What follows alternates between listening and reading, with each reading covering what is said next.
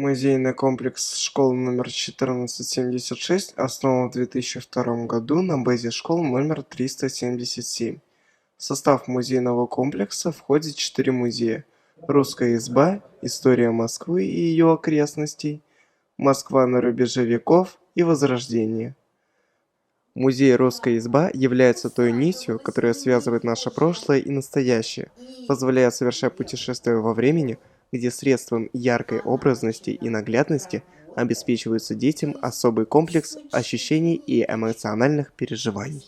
Цель экспозиции – познакомить детей и взрослых с тем, как жили люди другого времени, пробудить интерес, приобщить их к истокам народной культуры, способствовать принятию ими нравственных ценностей русского народа.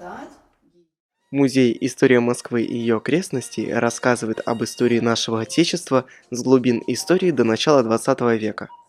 В музее представлены экспонаты древней истории человека, проживавшего на территории современной Москвы и Московской области. Экспозиция также рассказывает об основании Москвы, становлении и развитии русского государства, о героическом прошлом нашего Отечества. Представлен материал о создании Петром I регулярной армии, героизме российской армии в войне 1812 года и Первую мировую войну с 1914 по 1918 года. Отражены революционные события 1917 года, создание Красной армии и ее героические действия против интервентов. Документы и предметы рассказывают о восстановлении промышленности и народного хозяйства после гражданской войны. Трудовой подвиг советского народа отражен в разделе «Индустриализация страны. Строительство промышленных гигантов в предвоенные года». Один из наших музеев посвящен Великой Отечественной войне с 1941 по 1945 года. Он служит источником, пополняющим духовные силы общества, сохраняющим коллективную память, обогащающим и развивающим интеллект нации. Память – это посох, на который опирается человек в своем жизненном пути. Эти замечательные слова принадлежат известному писателю Виктору Астафьеву. Они в полной мере отражают значение и смысл создания и существования музеев. И наш музей является одним из центров патриотической работы в школе и районе. Центральное место в нашем музее занимает экспозиция «Никто не забыт, ничто не забыто». Этот раздел музея в память о великом подвиге, который совершил советский народ в годы Великой Отечественной войны с 1941 по 1945 года. Призван показать, что мы все помним о ветеранах и героизме, без которого было бы невозможно наше общее будущее.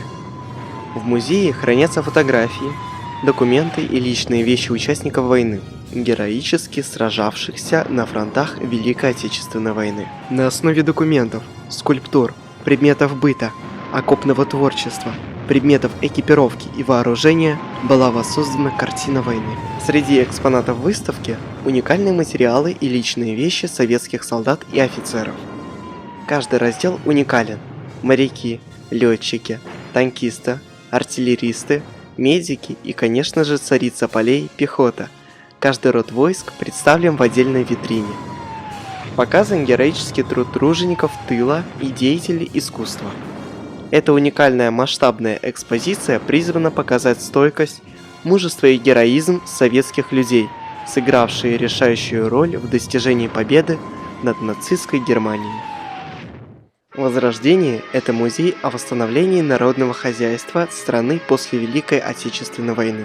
На примере совхоза «Серп и молот» рассказываем о трудовом подвиге тружеников сельского хозяйства, освоение целины и строительство космической промышленности. Первый полет в космос Юрия Алексеевича Гагарина, строительство БАМа – все это отражено в витринах и стендах экспозиции. Представленный материал также повествует об образовании в стране, детских и юношеских организациях. Продолжение экспозиции рассказывает о строительстве района Южный Измайлово в 80-х годах прошлого века. Представлены материалы и документы об открытии школы номер 377 в нашем районе. Завершается экспозиция витринами об участниках афганской войны, призванных из района Ивановская Восточного административного округа столицы. Здесь представлены основные материалы, образцы оружия и обмундирования, памятная символика СССР, награды, личные вещи и письма, фотографии погибших военнослужащих, жителей района, угодивших в афганское пекло, в страну, которую они вряд ли смогли бы найти на карте. Перейдя условную границу, посетитель музея оказывается в чужой стране, знакомится с экспозициями, рассказывающими об истории Афганистана. Отдельный стенд посвящен выпускнику школы сержанту милиции Богомолову Евгению Николаевичу, погибшему 30 января 1995 года на территории Чеченской Республики, награжденному Орденом Мужества посмертно. В музее ведется постоянная работа над обновлением экспозиции.